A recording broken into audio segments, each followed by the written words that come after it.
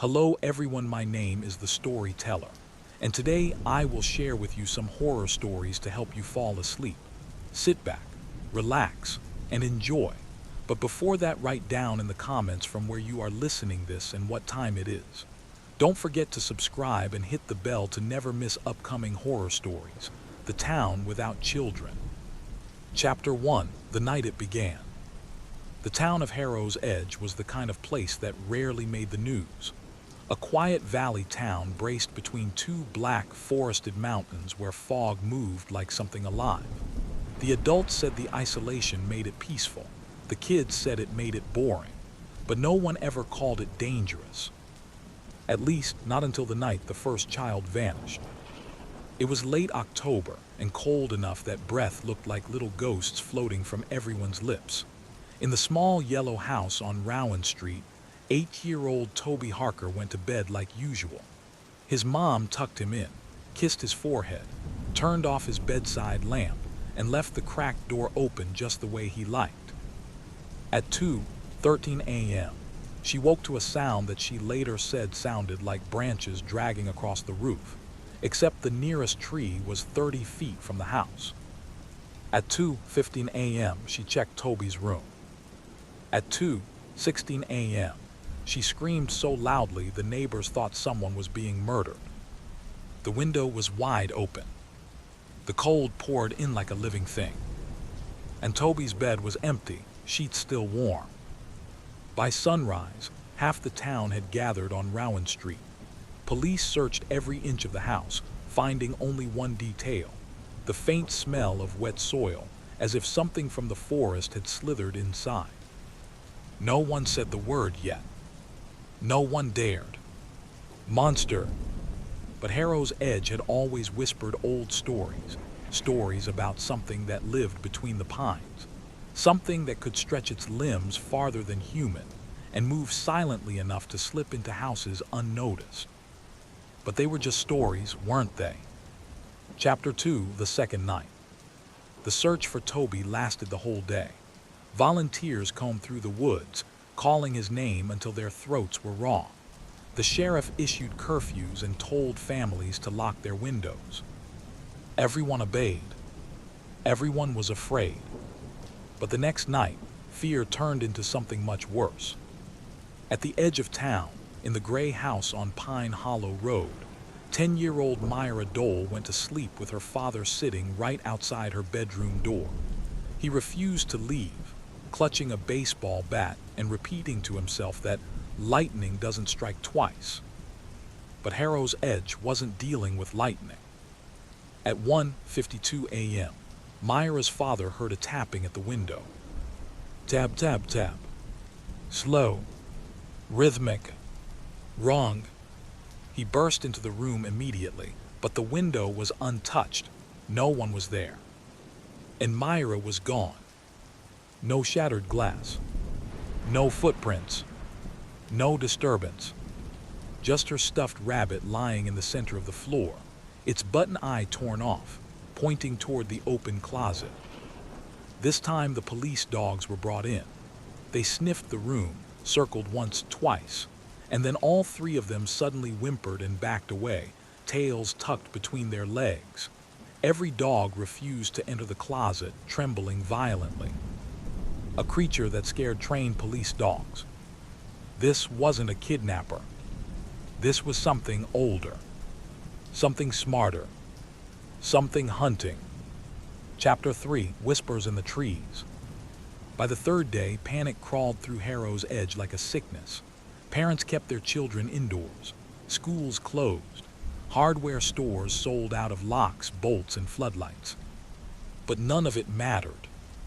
Because no matter how bright the lights were, the forest surrounding the town seemed to swallow the glow, drinking it in until it faded into nothing. A group of locals, mainly old hunters who remembered strange stories from their own childhoods, gathered at the diner to discuss what was happening. Among them was Elias Crow, a wiry old man with a stare sharp enough to cut glass. "I know what's taking them," he said. Everyone went silent. Elias leaned in, his voice dropping to barely above a whisper. It's the hollow one. Someone laughed nervously, but no one joined in. Elias explained. According to old legends passed down through the valley, a creature lived deep in the forests long before Harrow's Edge was founded. A creature that fed on loneliness, on fear, on the voices of children. It could slither through cracks, crawl across ceilings, mimic a mother's voice. And worst of all, it can only be seen, Elias said, when it wants to be seen. The hunters scoffed, but their eyes betrayed their doubt. The police dismissed it as superstition, yet they still ordered extra patrols through the woods. That night no one slept. Not really. Parents sat pressed against their children's doors, clutching anything that resembled a weapon. And still the forest whispered. Chapter 4, taken in silence. By day 3, the disappearances were all anyone could talk about. By night 3, 3 more children vanished. The terrifying part wasn't that it happened again. That was expected. The terrifying part was that no one heard anything at all. In the red house near Maple Bridge, 5-year-old Cora Benson was taken even though her mother slept in the same room. Her mother woke to a sudden drop in temperature and found Cora gone, her tiny pillow still indented where her head had been. In the duplex on Ivy Lane, 2 brothers, Jeremy and Lucas Flint, ages 9 and 12, disappeared from their bunk beds. The latter was still warm. Their night light still glowed. The police finally admitted what everyone already knew. The abductions were not human. The town spiraled into chaos. Some families fled. Others boarded up their homes. But the hollow one, or whatever it was, didn't seem concerned. It moved faster. It got bolder. It took children from locked homes, guarded rooms, even when adults were mere feet away. And each time, the only trace left behind was that smell, wet soil, like the ground of a forest floor after a storm. Chapter 5, the drawing. On the morning of the 4th day, only one clue surfaced, one that chilled the entire police station. It came from Liam Rourke, a 6-year-old boy who lived in a small apartment near the center of town. He was the only child who hadn't been taken yet who claimed he saw something. But he didn't talk. He wouldn't. He just sat curled in his mother's lap, shaking violently. An officer gently asked him what he saw. Liam didn't answer. He simply reached for a crayon. On a blank sheet of paper, he scribbled fast, messy lines, frantic lines, as if trying to get the image out of his mind before it consumed him. When he finished, everyone stepped back. The drawing was crude, but unmistakable. A tall, impossibly thin figure with limbs like rope. Its fingers stretched into long, sharpened points. Its head was nothing but a gaping black oval. No eyes, no mouth, just a dark hole. And around the creature, floating like fireflies, were dozens of tiny shapes. Children. The room went silent. The officers exchanged terrified looks. Because Liam had drawn the thing doing something none of them expected. It wasn't eating the children. It was collecting them. As if for a purpose. As if the real nightmare hadn't even begun yet. Chapter 6, The Forest Answers. The mayor ordered a full-scale search of the woods. Not a sweep. A purge. Dozens of officers, hunters, and volunteers marched into the trees armed with rifles, trackers, and floodlights strong enough to burn through the early morning mist. But even with all that manpower, the forest felt wrong. The air was colder, heavy, thick with humidity and something else, a scent like rotting leaves mixed with damp stone. The deeper they went, the quieter the world became. The search dogs whimpered again, ears pinned back, refusing to continue. Several of the hunters who had mocked Elia's crows legends earlier now walked strangely closer to the others, gripping their guns too tightly. An hour in, one of the officers, Deputy Collins, found something. Footprints, but not human footprints. Not animal footprints either. They were elongated, too long, with heel marks that faded and reappeared, as if the creature sometimes hovered and sometimes crawled. The prints led deeper into the woods, and despite every instinct screaming to turn around, they followed. 20 minutes later, they reached a clearing where the trees twisted in unnatural directions, as if they'd been bent by something tall brushing against them. At the center of the clearing was a pit. Not a hole. A pit perfectly circular, 6 feet across, dug into the earth with precision no man could achieve so quickly. Inside it was darkness so black that the flashlight beams didn't illuminate the bottom. The air above it rippled, like heat rising from asphalt, except the air was cold enough to frost their breath. Sheriff Dalton lowered a stone into it. No impact. No echo. Nothing. The darkness swallowed it whole. Someone whispered, "It's a den." But Elias Crow, who had joined them despite his age, shook his head slowly. "No," he rasped. "This is a door." Chapter 7, The Sleepless Town. By the 5th night, Harrow's Edge was a fortress of fear. Windows boarded. Doors barricaded. Every street patrolled. Every parent awake, packing, trembling, praying. But something far stranger began happening. Children began sleepwalking. Dozens of them. At exactly 12:41 a.m., multiple parents across town reported the same terrifying phenomenon. Their children rose from bed, eyes open but unseeing, and began walking toward the nearest window or door. Some tried to open locks. Some simply pressed their palms against the glass. One whispered a single word over and over. "Calling, calling, calling." Parents grabbed their children and shook them awake, but the kids didn't snap out of it easily. They resisted violently. One mother had her cheek scratched so deeply it bled.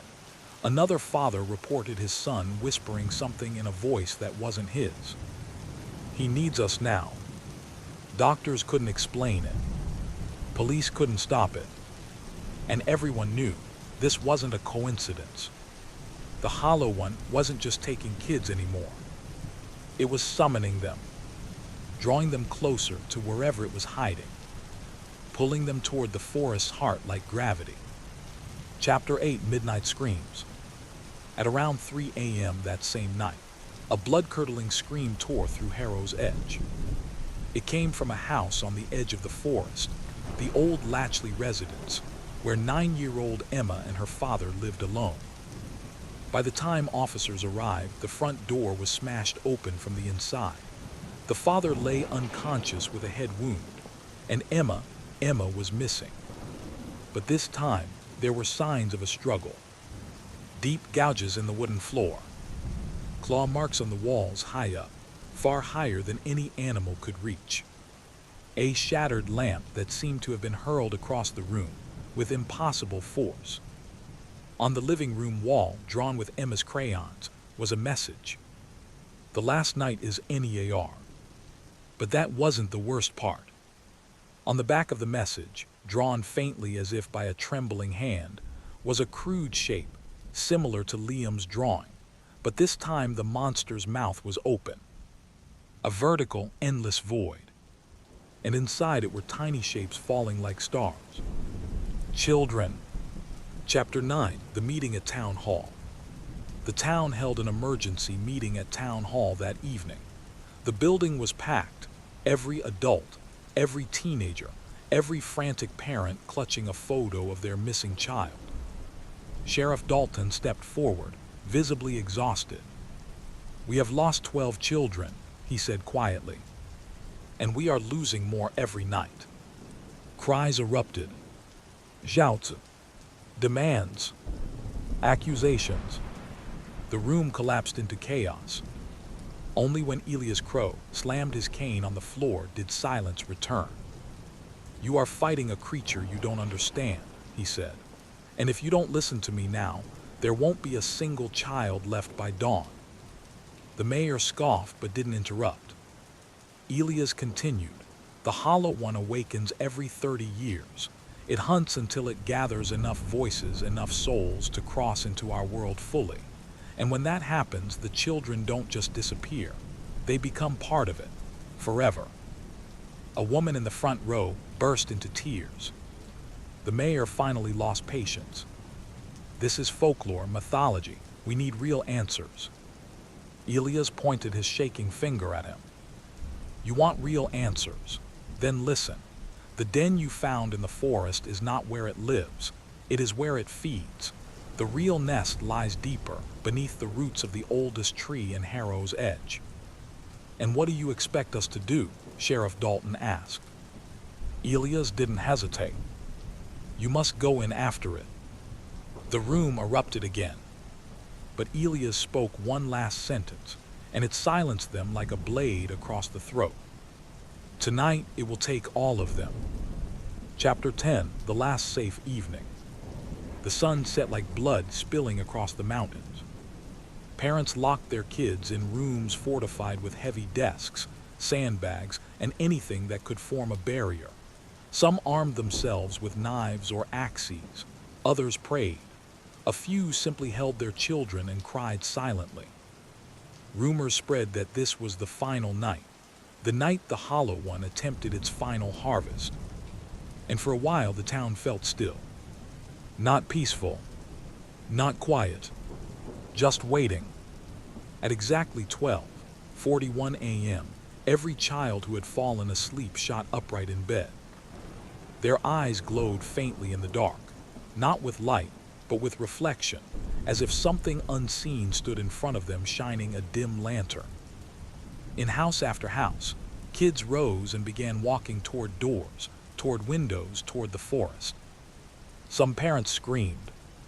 Some begged. Some tried holding them back. But this time, the children were strong, unnaturally strong. One father had his arm nearly broken. One mother was knocked into a wall by her 8-year-old daughter. Outside, the wind picked up, howling like laughter. The forest shook, and from somewhere in the darkness beyond, the tree line came a sound that made the entire town's heart freeze. A long, low, ravenous moan, as if the forest itself were waking up hungry. The Hollow One was calling, and all the children of Harrow's Edge were answering. Chapter 11, Into the Woods. The children were moving. Not running, not staggering, marching, in slow, dreamlike unison toward the woods. Parents clung to them, fought them, screamed their names, but the kids moved with a strength and determination no human child should have. Sheriff Dalton, blood on his shirt from wrestling his own nephew back from the door, shouted, "Form a perimeter, don't let them reach the trees." But it was useless. One by one, the children slipped past their parents as if guided by invisible hands. Some climbed out windows. Some crawled beneath grasping arms. Some simply walked straight through open doors as if pulled by the moon. By the time the town gathered their courage, 37 children were missing, swallowed by the dark tree line. Dalton grabbed a rifle. Elias grabbed his cane. Dozens of townspeople armed themselves and charged into the forest, following the trail of small footprints pressed into the damp soil. No one knew what they would find, but they all knew one thing. If they didn't go now, they'd never see their children again.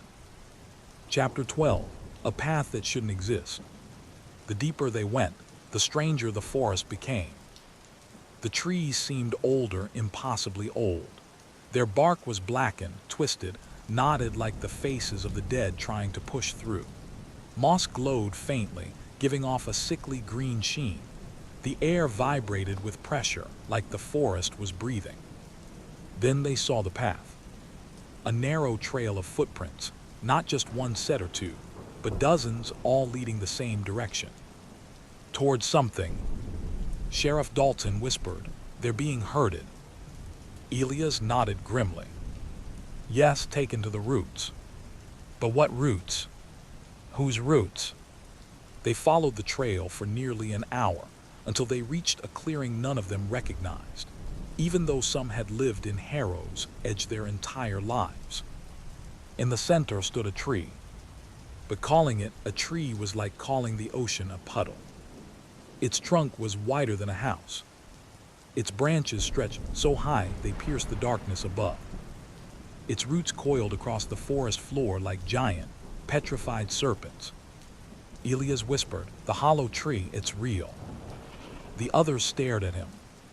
"You knew this was here?" Dalton asked. "No one ever found it," Elias said. "Legend says it hides itself until the cycle begins." "And this is where it's taking them?" someone asked. Elias nodded slowly. "Beneath it," he said. In the dark. Chapter 13, The Roots Open.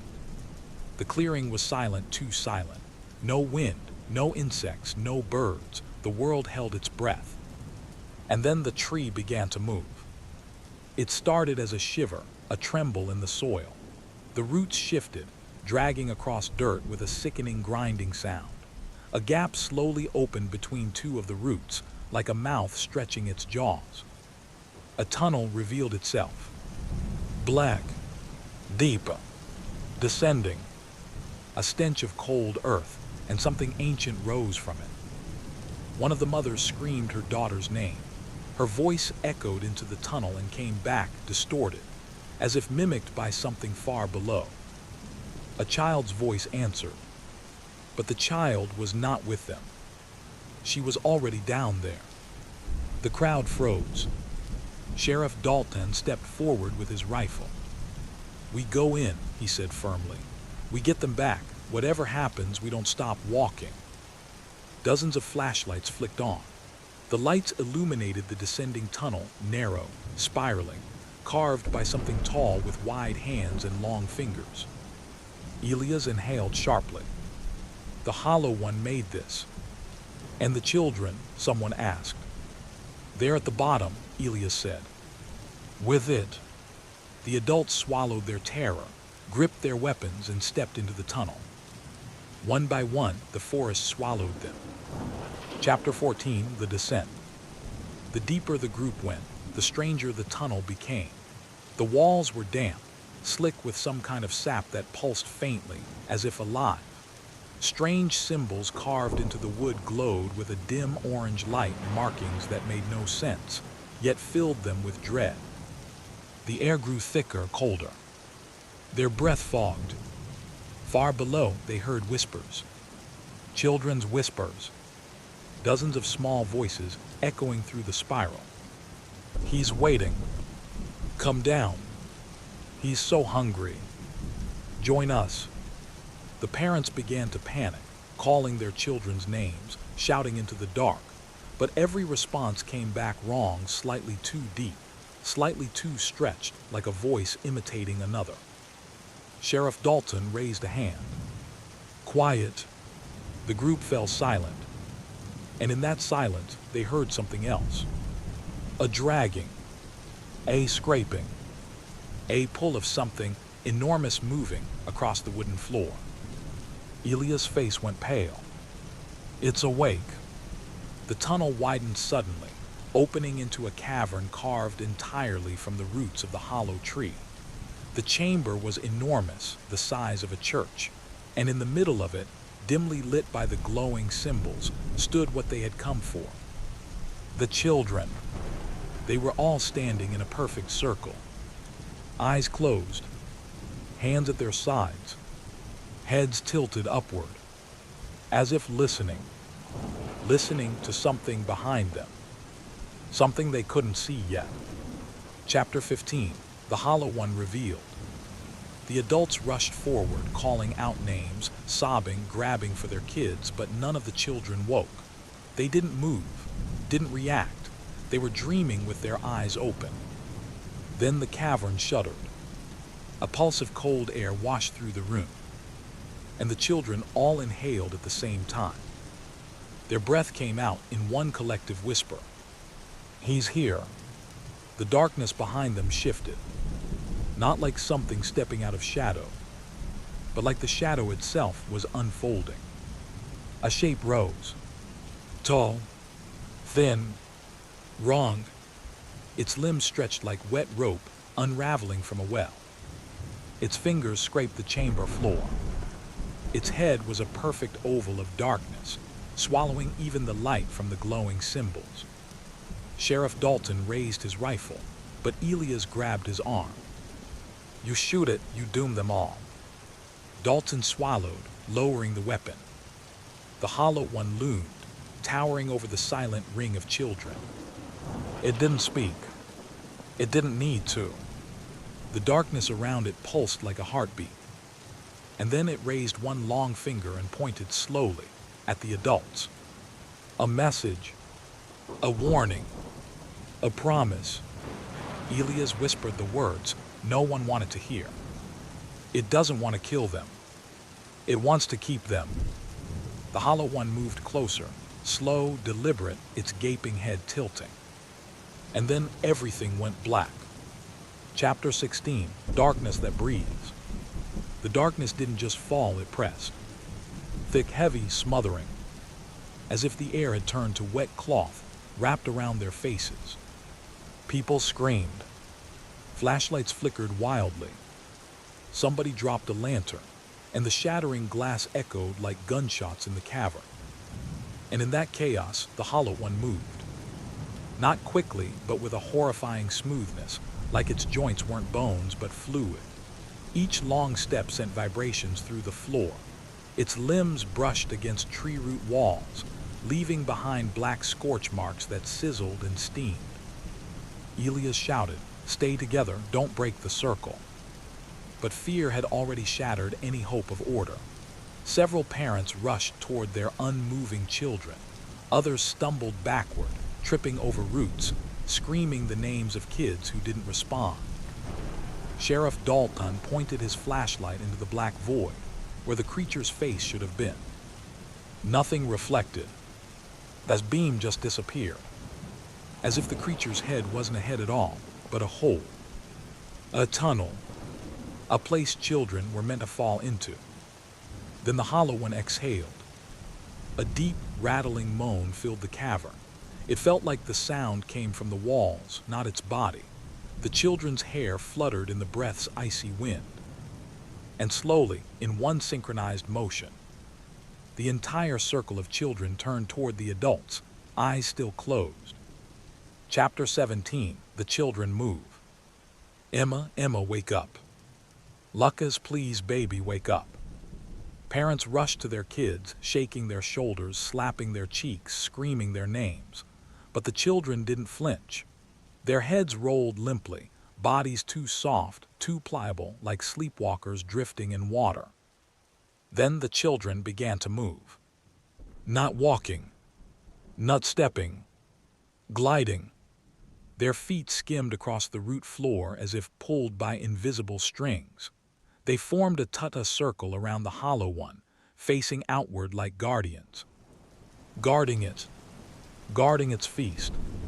Sheriff Dalton tried grabbing his nephew, pulling him away from the creature, but something unseen yanked the boy back into place, so hard it nearly dislocated his shoulder. Dalton stumbled, horror crawling up his spine. "They're bound to it," he whispered. "Like puppets." "No," Elias corrected softly. "Like parts." The hollow one extended a long, rope-like finger toward the group. It twitched once, and the children's hands lifted, palms out, forming a ring of small, outstretched arms, creating a barrier. A living shield. A mother tried pushing past them. Her daughter's small hand shot forward, slamming into her chest with unnatural force, sending her flying backward into a tangle of roots. The message was clear. The hollow one wasn't letting anyone leave. Not the children. Not the adults. Not yet. Chapter 18, Elias' Secret. The creature took another step, towering above them, its shadow stretching across the cavern like a pool of ink. And then Elias stepped forward. He leaned heavily on his cane, but his voice was steady. "Hollow one," he said into the dark. The parents stared, horrified. "Elias, what are you doing?" But the old man didn't look back. The creature lowered its long arms, head tilting, acknowledging him.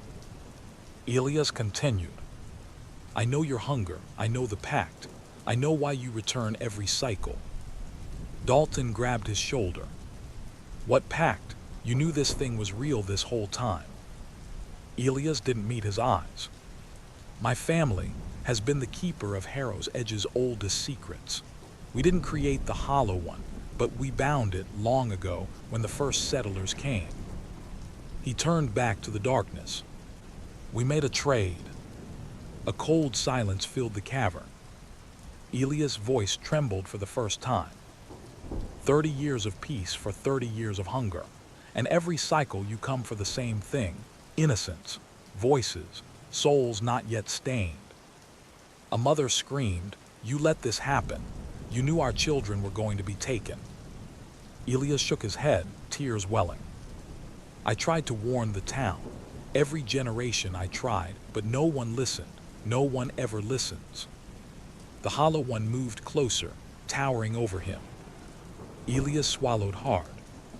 And now it's stronger, more awake, because this cycle it has taken far more than before. Dalton stepped between Elias and the creature. Why, he demanded, why more this time? Elias' voice cracked. Because someone broke the seal. Chapter 19, The Broken Seal. A hush fell across the cavern. Dalton stared at Elias. What seal? The binding seal carved into the forest floor a century ago, Elias said. It kept the hollow one half asleep, weakened. But last spring, someone dug up the land to lay electrical lines. Dalton felt the blood drain from his face. The construction crew.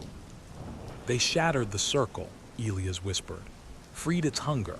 With no binding left, it can take as many children as it wants. It can cross fully into our world. He pointed to the void where the creature's face should be. And when it does, the children become part of its body, forever. A mother collapsed to her knees. Dalton clenched his fists, fighting the rising panic. So how do we stop it? Elias hesitated. There's only one way to reseal the hollow one. Dalton's voice sharpened. Tell us. The old man shut his eyes. Blood, he whispered. Sacrifice. The parents gasped in horror. Elias continued. It must be given blood from the one who broke the seal, or blood from one who carries the mark of the keeper. Dalton frowned. And who's the keeper? Elias touched his chest slowly. My family. The hollow one leaned forward, claws scraping the floor. Dalton grabbed Elias' arm. No, we are not sacrificing anyone. We're getting the kids out. Elias' eyes softened, sad, resigned. It's too late for me, Sheriff. Chapter 20, Elias steps forward. The creature towered above them, limbs unfolding like shadows peeling away from night. The children's ring tightened. The chamber groaned, roots twisting, pulsing. And Elias let go of Dalton's grip. He stepped toward the hollow one as calmly as if walking home. No, several parents screamed. Dalton reached for him, but roots erupted from the floor, blocking his path. Elias faced the monster, his voice steady, brave, and impossibly sad. For the children, he whispered. For the town. The hollow one extended a long skeletal finger and touched Elias' forehead. His body jolted once violently, and the symbols on the walls flared brighter. The air thickened. The children gasped in unison. Elias' breathing slowed. Huz's knees buckled. Huz's eyes dimmed. The cavern shook violently, as if the monster was feeding, absorbing something ancient and powerful. The children swayed, their faces twitching as if waking from a nightmare. Dalton screamed Elias' name, but the old man didn't look back. His voice was barely a whisper now, fatting into the heartbeat-like pulse of the chamber. Seal the door. Then his body collapsed forward, directly into the hollow one's shadowy torso. And he was gone. Absorbed. Tukun, Kunsumud. The hollow one stood perfectly still. Then with a sound like cracking ice, its body began to change. Chapter 26, The Core. The tunnels twisted until they opened into a cavern the size of a stadium. The air hummed with power, a deep, pulsing vibration that rattled teeth and bones. In the center stood a massive circus-tent-shaped structure made of stitched skin, hair, and carnival fabric soaked in blood. At its peak spun, the same spiraled symbol Harper had seen in her nightmares. The clown wasn't inside. He was above. Suspended in the air, limbs stretched wide, head bent back unnaturally, mouth open in a silent scream. Tendrils of blackish smoke flowed out of him, feeding the symbol, powering it, corrupting everything it touched. "Dear God," Malik whispered. But there was no God here, only the clown's final form. As they stepped forward, the ground rippled, as if the earth had veins. Harper felt the truth hit her like ice. The clown wasn't just a killer, he was a vessel. Something older had been using him. Something hungry. And it was waking. Chapter 27, The Awakening. The cavern shook, rocks tumbled. The symbol above the clown rotated faster, a whirlpool of neon light and shadow. Malik raised his shotgun. "We take it down, all of it." Harper grabbed his arm. "Wait, look." The clown's eyes snapped open. Not the painted, human eyes from the posters. These were enormous, glowing, inhuman, spirals of yellow and black that held galaxies of madness. The voice that came from him wasn't a voice at all, but 1,000 screams woven together. The show is not over. The tent walls bloated outward like lungs. A roar shook the cavern, a sound that twisted the mind, as if laughter and agony were becoming one. The clown began to descend, limbs cracking like snapped branches, mouth stretching until it split. Malik fired. The blast hit its chest, the spread tore flesh but revealed only darkness beneath, swirling like smoke made solid. "Shoot the symbol," Harper yelled. But it was too late. The clown hit the ground and charged. Chapter 28, The Last Performance. Malik was the first to move, tackling Harper aside as the clown slammed into the stone wall, cracking it like glass. "You wanted a finale," the clown hissed, voice molten with malice. "Let's put on a show." He lunged for Harper. Malik swung the shotgun like a bat, smashing the clown's jaw sideways. It twisted too far, then snapped back into place with a grin. Harper sprinted toward the tent structure in the center. The symbol at the top pulsed like a beating heart. She had a plan. A stupid, desperate plan, but the only one left. Malik bought her seconds by unloading every shell he had into the creature. The blasts tore chunks off, but darkness just filled the wounds. "Come on," Malik shouted as he backed up. "You want a show, I'll give you one." The clown's attention snapped to him. Harper climbed the slick side of the tent, hands slipping on whatever horrific material it was made from. She reached the top and grabbed the spiraled core. Hot, burning, alive. It pulsed through her skull. Images slammed her mind, children laughing, crowds cheering, the clown performing tricks, then screams, blood, chanting, an ancient thing whispering in the void. The clown was the key. The core was the lock. Break the core, break the connection. Below her, the clown pinned Malik to the ground. "Time to take a bow," it whispered. Harper screamed and ripped the spiraled symbol free. Chapter 29, Collapse. The world exploded. Light burst through the cavern, white and violent, washing out everything. The clown shrieked, a sound so fear-filled it almost seemed human. His body convulsed, melting into tar, limbs twisting as the thing inside him was yanked back into whatever dimension it crawled from. The tent structure split apart like rotten fruit. The tunnels cracked, walls collapsing in rippling waves. Harper fell. Malik caught her mid-plunge, dragging her as the cavern folded inward. "Run," he shouted. But running was almost impossible. The floor shook violently. Chunks of rock crashed down like meteorites. Behind them, the clown, or what was left of him, clawed at the stone, his form dissolving, face splitting into thousands of screaming visages. "You ruined the show," multiple voices shrieked at once. Harper didn't look back. They burst into the upper tunnels just as the cavern caved in completely, sealing the clown and the ancient thing inside behind a mountain of rubble. Silence followed, a silence that didn't feel like victory. Just a pause. Chapter 30, The Laugh That Never Dies.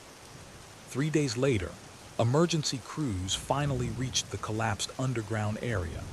They found Harper and Malik alive but shaken, their statements full of details no one else believed. Gas leak, mass hysteria, underground flash explosion. That's what the officials called it. But Harper knew.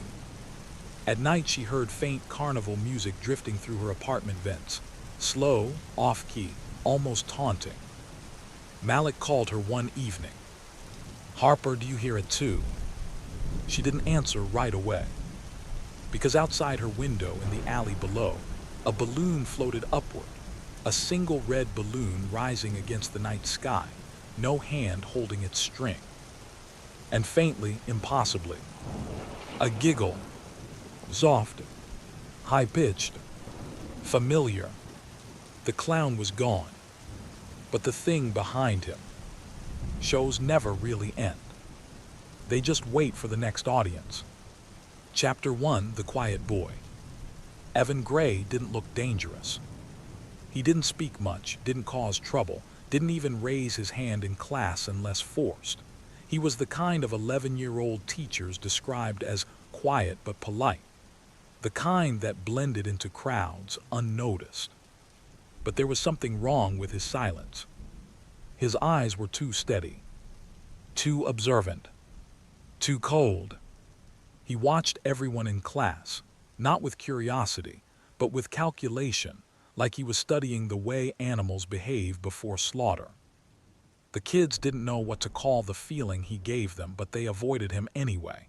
They said he gave off weird vibes. They didn't know the truth. Evan didn't feel fear. He didn't feel guilt. And lately, he had stopped feeling anything at all. Except hunger. Not for food. For something else. Something darker. That hunger first appeared the night he found the dead squirrel behind the shed. Most kids would have screamed or ran. Evan crouched beside it and tilted his head, studying the blood, the limp legs, the half-crushed skull. Then he smiled, a small, unsettling smile that didn't fit his face. And he whispered, "I want more." Chapter 2, The First Accident. Evan's parents didn't notice anything strange. His father worked double shifts. His mother spent more time on her phone than with him. So when it happened, no one suspected him. In October, the school held a fall fair. Kids ran around with caramel apples and pumpkin snacks. Evan watched them with dark, curious eyes. One boy, Tyler Henson, shoved Evan while rushing past. "Move, freak." Evan didn't react. Not outwardly. But something clicked behind his eyes. Later, Tyler climbed up the rickety old hay bale tower, the one the PTA swore was safe enough. Evan followed silently, moving like a shadow between the kids. He waited until Tyler reached the top. Then Evan placed one hand on the support beam and pushed. The entire stack wobbled, squeaked, collapsed. Tyler fell 12 feet, hitting the ground head first with a sickening crunch. Screams erupted, teachers ran, kids cried. Evan just stood at the top of the tower, looking down with faint interest, like he was watching a documentary. When adults asked if he was okay, he simply said, he slipped. Everyone believed him, because Evan was just a quiet kid, not someone capable of killing. Not yet. Chapter 3, The Collection. After Tyler's accident, Evan felt something new, a warm buzzing in his chest, almost like excitement, a feeling he had never gotten from toys, games, or family. Death fascinated him. He started small. He found a stray cat behind the grocery store. It hissed at him, fur raised, maybe sensing something evil inside the boy. Evan cornered it gently, whispering, "Hold still. I want to see." He was calm, precise, patient. When it was over, he wrapped the tiny bones in paper towels and kept them in a shoebox under his bed. A collection, he called it in his mind. He added a bird next, a raccoon after that. Each one made the warm buzzing stronger. But after a while, animals weren't enough. He wanted to understand people the same way, how they worked, how they broke, how they looked when life left their eyes. So he began choosing targets. Kids from school, neighbors, anyone who didn't notice the quiet boy watching them. Evan wanted to take someone else apart, just to see. Chapter 4, The Babysitter. One Friday night, Evan's parents hired a new babysitter, 17-year-old Lily Harper. She was kind, gentle, and completely unaware of what Evan really was. She brought coloring books. He didn't touch them. She played a movie. He muted it when she wasn't looking.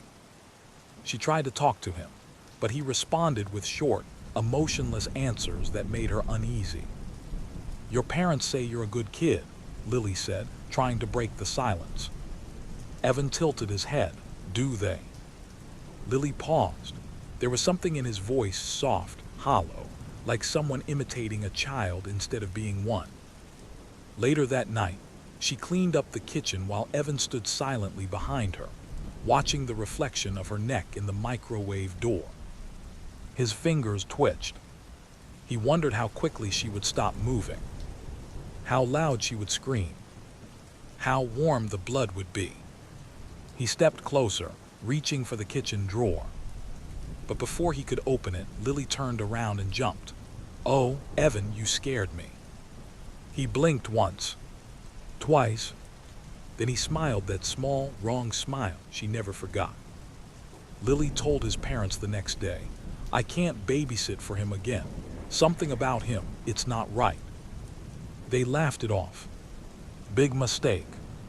Chapter 5, The Woods.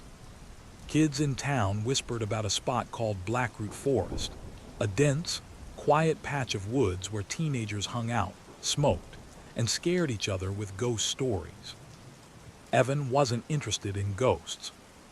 He wanted a place where no one could hear screams. He wandered into the forest after school, hands in his pockets, the autumn wind whistling through the trees. He found a clearing hidden deep inside, surrounded by thick roots and moss-covered logs. Perfect. A place to experiment. A place to understand. A place to kill.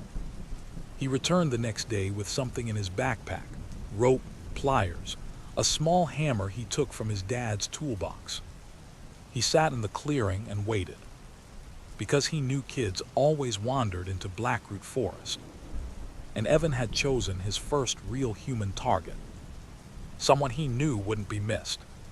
Someone his age. Someone who trusted him. Someone who would learn too late that the quiet boy was the most dangerous creature in those woods. Chapter 6, The Loner. The first kid Evan chose was Mason Reed, a shy, awkward 12-year-old who always ate lunch alone and never fought back when bullied. Mason wasn't popular. He wasn't athletic. He wasn't loud. In Evan's cold, calculating mind, that made him perfect. People like Mason disappeared all the time. Pupla like Mason didn't get search parties. For 3 days, Evan watched him at school. He noted the routes Mason took to walk home, the shortcuts through the fields, the times he lingered near the forest edge. He memorized his patterns like someone studying a puzzle. By Friday, Evan had every detail mapped out.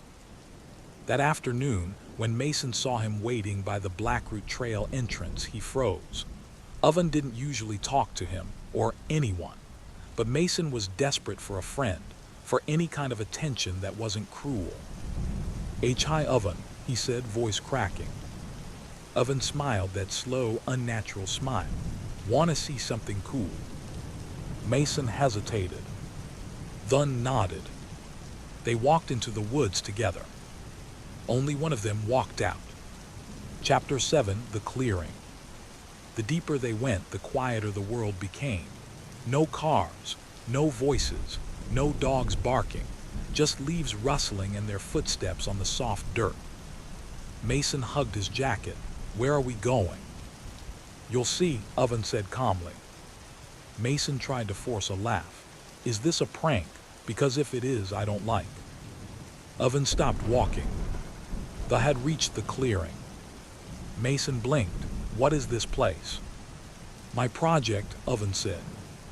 Before Mason could ask what that meant, something slammed into the back of his legs. He fell, face hitting the dirt. He tried to scream, but Oven was already on top of him, shoving a wad of cloth into his mouth. Mason thrashed desperately, but Oven was stronger than he looked. Stronger and disturbingly calm. He tied Mason's wrists with the rope in slow, practiced motions. Mason's muffled cries filled the clearing. His body trembled violently. Oven tilted his head and whispered, almost soothingly, "Don't worry, I just want to understand how things break." And then Mason understood. Thus wasn't a prank. Thus wasn't a game. This was death. Chapter 8: The Missing Boy. Mason Reed never got home. At first, the town didn't panic. Mason often wandered after school. Sometimes he hid out at the library until closing. Sometimes he walked to the gas station to buy candy with loose change. It wasn't until sunset, when he still hadn't returned, that his mother called the police. By morning, flyers covered lampposts. Search parties were organized. Volunteers combed the woods. The school held an assembly. Oven sat in the crowd, expression blank, while teachers urged students to be brave and stick together. He watched the crying kids with quiet interest, as if studying a school of fish reacting to a predator. But then something unexpected happened. A girl named Avila Collins looked straight at him. Her face was streaked with tears, but her eyes were sharp, too sharp. She whispered to her friend, loudly enough for Oven to hear. He was the last one who talked to Mason. Oven didn't flinch, but inside, something cold and hot twisted together. Someone had noticed him. Avila Collins had become a problem. Chapter 9: The Problem Girl. Avila wasn't like the others. She wasn't scared of Oven, she was suspicious of him. She noticed small things. This way he never reacted when they mentioned Mason. This way he watched the search parties without emotion. This way he avoided certain hallways. On Tuesday during recess, she approached him directly. "Oven," she said, crossing her arms, "you were with Mason, weren't you?" The other kids gasped. Confronting Oven felt like poking a sleeping snake. Oven looked up slowly. "Why do you think that?" "Because you follow people," Avila said bluntly. "You watch people, and you were at the woods entrance on Friday. My brother saw you." A small crowd gathered. Oven remained completely still. Finally, he said, "Maybe your brother lies." Avila's face paled. It wasn't the words that scared her. It was the flat, almost bored tone he used. Like he wasn't defending himself, but warning her. Teachers broke up the confrontation. Kids scattered. But Oven kept his eyes on Avila until she disappeared behind the school doors. He had never planned on hurting anyone who wasn't interesting. But Avila was dangerous. And Oven didn't allow threats to exist. Chapter 10: The Second Night. The next night, Oven returned to the clearing. The forest was cold, dark, and silent, just the way he liked it. He sat on a log, listening to the wind whisper through the branches. But he wasn't alone. There was a sound behind him, a twig snapping. Oven turned his head slowly, expecting an animal. Instead, he saw a flashlight beam shaking wildly in someone's trembling hands. Evelyn. She had followed him. Oven, she said, voice cracking. What is this place? Why do you keep coming here? He tilted his head. Evelyn swallowed hard. What did you do to Mason?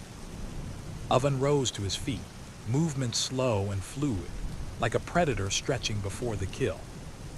You shouldn't have come here, he said softly. Oven turned to run, but Oven lunged, impossibly fast for a kid his size. The flashlight hit the ground. A scream echoed through the forest. Buds flew from the trees.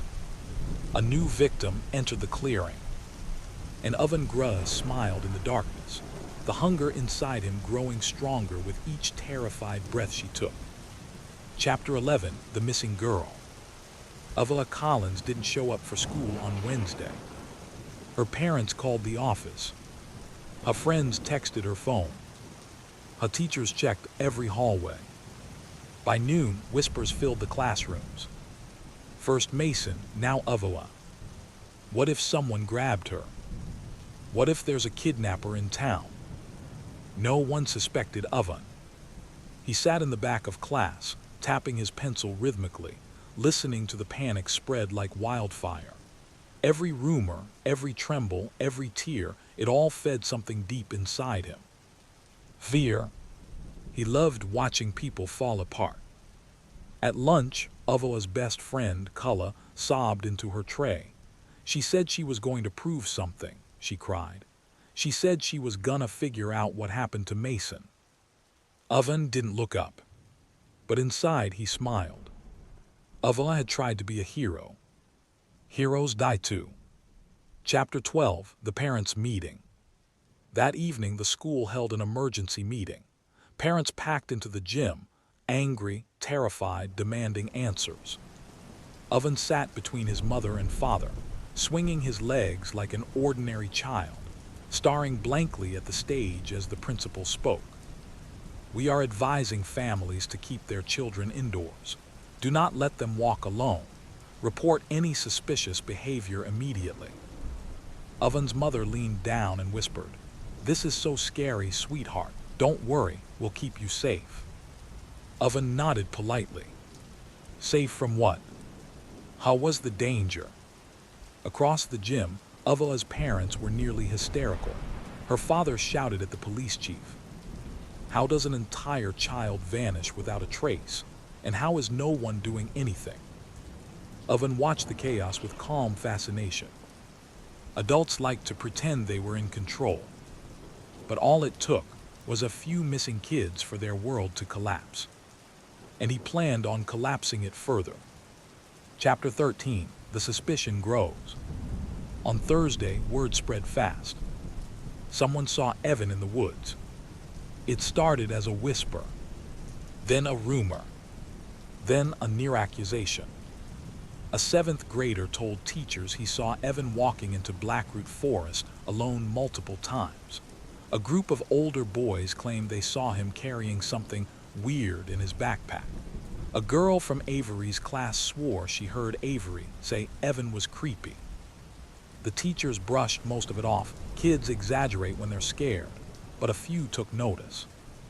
During math class, Ms. Waller watched Evan with an uneasy expression, like she was seeing something she hadn't noticed before. That night, 2 officers came to Evan's house. His parents panicked, inviting them in. Officer Blake asked gentle questions. Evan, did you see Mason that Friday? Evan, have you spoken to Avery recently? Evan, have you been in the woods? Evan answered calmly, eyes steady, voice soft. No, no, no. The officers exchanged looks, not convinced but lacking proof. Call us if anything comes up, they told his parents before leaving. Evan closed the door behind them. He felt a flicker of annoyance. They were getting too close. Chapter 14, The Forest at Dusk. That evening, Evan slipped out the back door after his parents fell asleep, quiet as a shadow. He walked to the forest calmly, hands in pockets, even humming softly. The sky was turning purple, the sun sinking behind the trees. Blackroot always felt alive at dusk. Like the forest knew him. Like it listened. He reached the clearing and stopped. The rope was still there. The dents in the soil where Mason had kicked. The marks on the tree where Avery had clawed at the bark. He crouched beside the spot where Avery had fallen, tracing the ground with his fingertips. But something was wrong. Something was missing. Avery's flashlight. He'd left it near the roots after dragging her deeper into the woods. Now it was gone. Evan stood slowly, eyes narrowing. Someone had found the clearing. Someone had seen the signs. And someone was now in danger. Because Evan didn't allow witnesses. Chapter 15, The Wrong Kid. The next morning, news spread again, this time for a different reason. A 13-year-old boy named Caleb Morris went to the school nurse, shaking and pale, saying he saw something horrible in the forest the night before. He told her he found blood. He told her he found rope. He told her he heard crying. When teachers asked where exactly, Caleb froze. Something about the way he described the place. It was Evan's clearing. Caleb wasn't supposed to find it. Evan spent the entire school day watching Caleb, studying him like prey. Caleb sensed it, too. He kept glancing behind him, trembling each time. During the final bell, Caleb sprinted out of the building, trying to get home as fast as possible. But Evan followed him all the way to the neighborhood fence line. Caleb looked back. Their eyes met. Caleb broke into a run. Evan whispered to himself, soft as a breath, "You shouldn't have gone there." Because now Caleb Morris was the next name added to Evan's growing list. Chapter 16, The Cornered Boy. Caleb Morris ran as fast as he could, lungs burning, backpack bouncing wildly. Every instinct in his body screamed to get home, get inside, lock the doors. He didn't know what he saw in the forest, not fully. But he knew who he saw. That empty clearing. That blood in the dirt. That rope. And then the soft crunch of a footstep behind him. Caleb hadn't turned around. He didn't have to. He felt Evan staring at him from the shadows. Now sprinting across the neighborhood, he stumbled onto his front lawn, banging on the door. Mom, open up." The door swung open and Caleb practically fell inside. His mother caught him, confused and panicked. "What happened? Are you hurt?" Caleb shook his head, gasping for breath.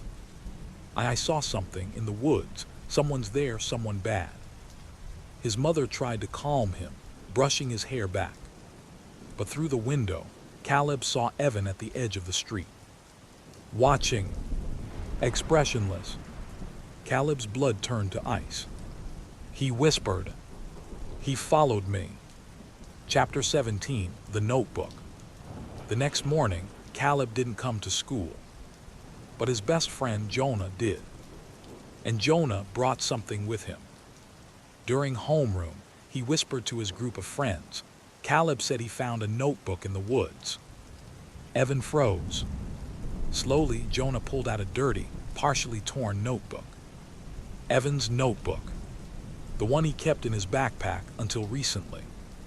The one where he wrote everything.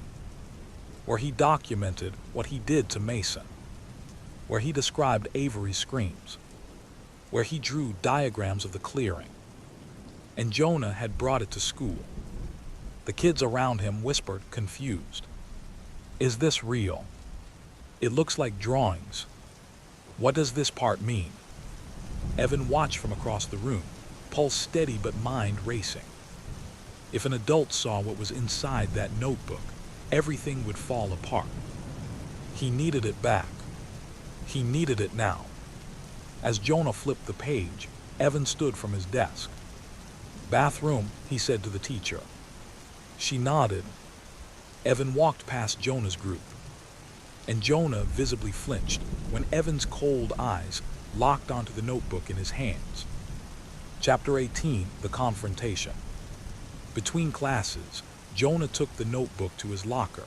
As he spun the lock, Evan appeared behind him like a shadow. "That's mine," Evan said quietly. Jonah jumped, nearly dropping the notebook. I was gonna turn it in to the principal, I swear. Caleb said it was important, that it might, help find Avery." Evan's gaze dropped to Jonah's trembling hands. "You didn't rate it, did you?" Jonah shook his head too quickly. He was lying badly. Evan stepped closer, voice soft like a whisper inside a dream. "Give it to me." Jonah hesitated. Then Evan leaned even closer, mouth near Jonah's ear. "If you give it to anyone else, I'll come for you next." Jonah shoved the notebook into Evan's chest instantly. Evan walked away calmly, slipping it into his backpack. But Jonah wasn't done. He sprinted into the nearest classroom, breathless, shouting to the teacher. "Miss Evan threatened me about that notebook. Call the principal." And for the first time, Evan felt something new. Annoyance turning into rage. Too many loose ends. Too many problems. Too many kids sticking their noses where they didn't belong. The list was becoming crowded. Chapter 19, The Teacher Who Noticed. Jonah's teacher reported the incident immediately. Within an hour, Evan was sitting in the office with his parents, the principal, and a counselor. Everyone stared at him. Jonah's accusation was on the table. Caleb's claims were being investigated.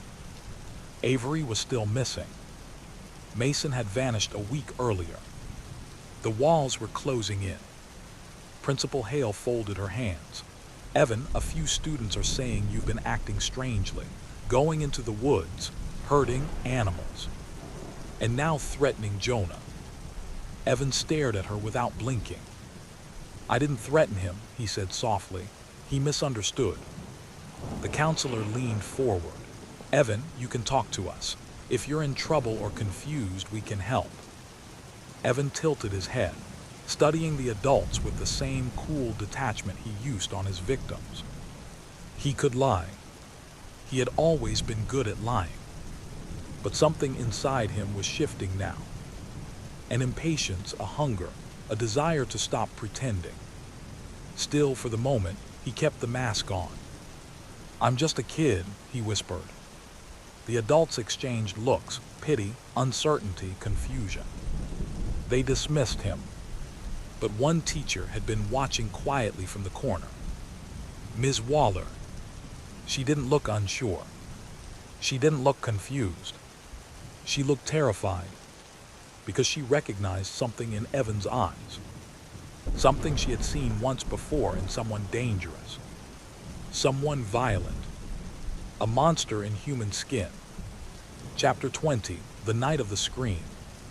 That night, Ms. Waller made a decision. She couldn't shake the feeling that something was horribly wrong with Evan Gray. She didn't care if she sounded paranoid, she needed to know. So she drove to Blackroot Forest. She parked her car by the trailhead. The wind hissed through the branches. Her flashlight beam cut through the darkness as she walked deeper and deeper into the woods. After 20 minutes, she found the clearing. And she froze. Rope. Deep scratches in the tree bark.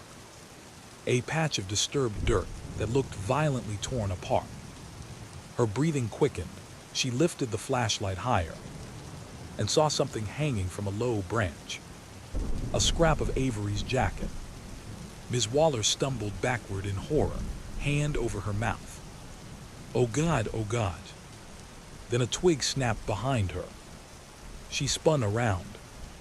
And there he was. Evan, standing at the edge of the clearing, face emotionless, eyes glinting like a predator that had caught scent of prey. "You shouldn't be here," he said. Ms. Waller backed away, trembling. "Evan, please, I won't tell anyone. We can get you help." Evan took one slow step forward.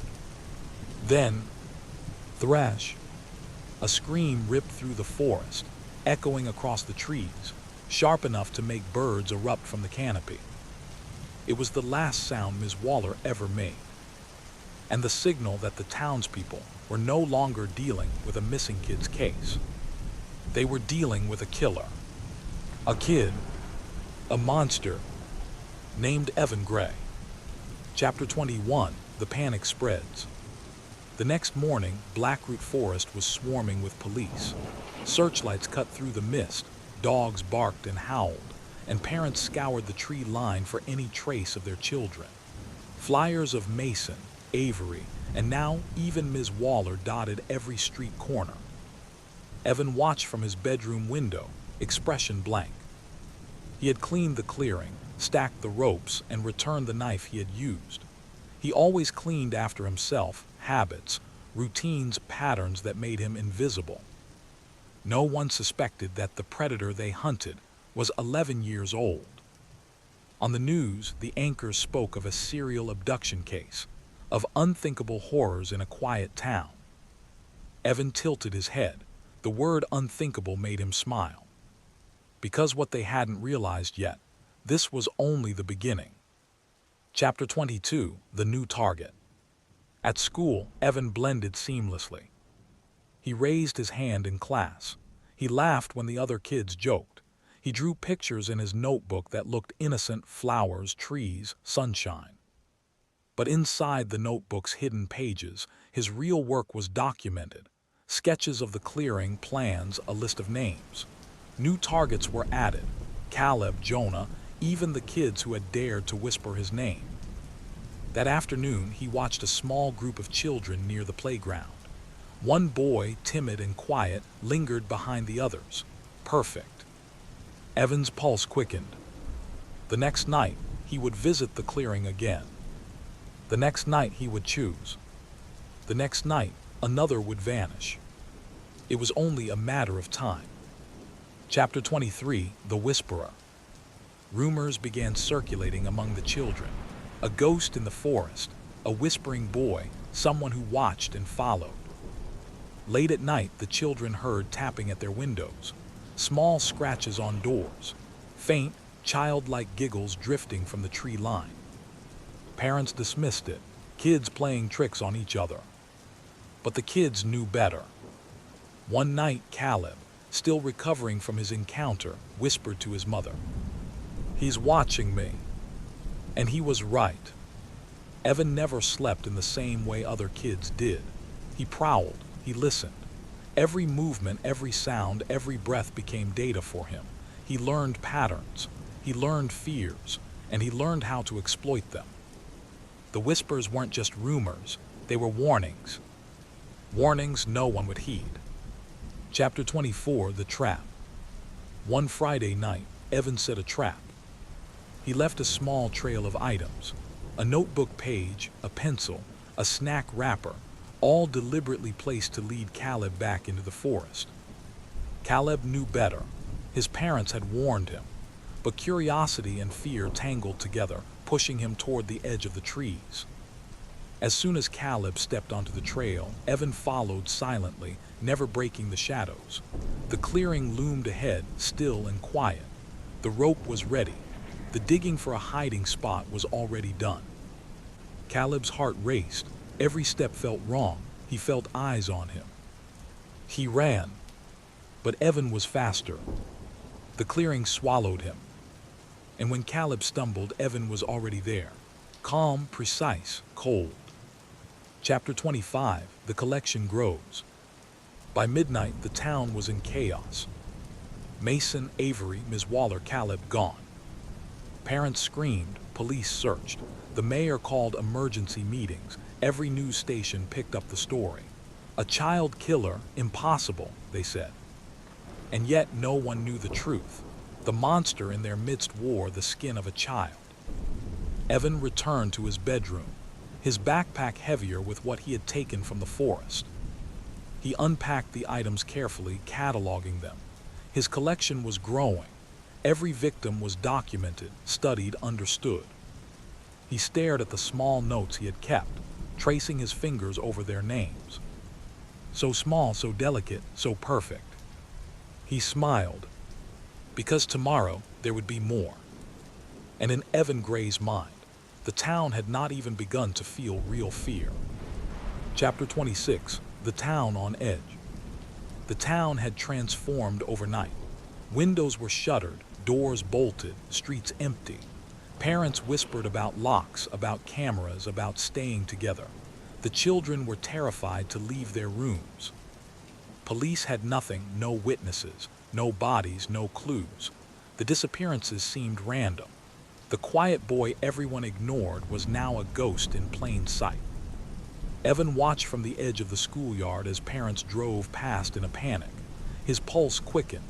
Fear? No. Satisfaction. The town's panic fed the same warmth he felt when he looked at his victims' remnants. It was intoxicating. Evan tilted his head toward the forest. The clearing was calling him. He had plans tonight. Plans that would cement his reign of terror. Chapter 27, The Hunter Becomes Bold. By evening, Evan moved through the streets unnoticed, a shadow in hoodie and jeans. He watched his classmates from the shadows, memorizing routines, choosing his next target. The target tonight was a girl named Leela, a first grader who walked home alone. She was cautious, aware of her surroundings, but not cautious enough. Evan followed silently, every step calculated, every breath quiet. The thrill in his chest was growing, faster than it had with Mason or Avery. When Leela turned into the woods to take a shortcut, Evan's heart leapt. This was the perfect moment. The night swallowed her and Evan was already there, hands gentle yet firm, precise as always. She never screamed, fear made her paralyzed. And he smiled, cataloging every second. Chapter 28, The First Mistake. Evan had grown overconfident. The town's fear was his playground. But tonight, something went wrong. A flashlight beam cut through the darkness, a neighbor, Marcus, out walking his dog. The dog barked. Leela struggled. Evan froze, his calculated patience shattered. The neighbor shouted, "Hey, what are you doing there?" Evan ducked into the shadows, heart hammering. For the first time, adrenaline burned hot with fear. He ran, through the trees, through the clearing, through the underbrush.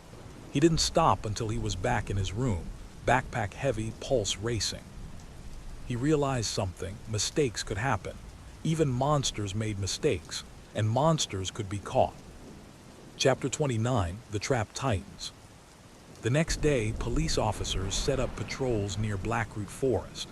Parents walked children to school in packs. Rumors of Evan's involvement were whispered but dismissed.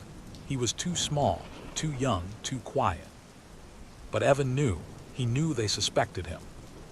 He began preparing the ultimate trap. This time, it wouldn't be one child. It would be several. He drew diagrams in his notebook, selecting victims and planning routes. He cataloged escape routes, hiding spots, and contingencies.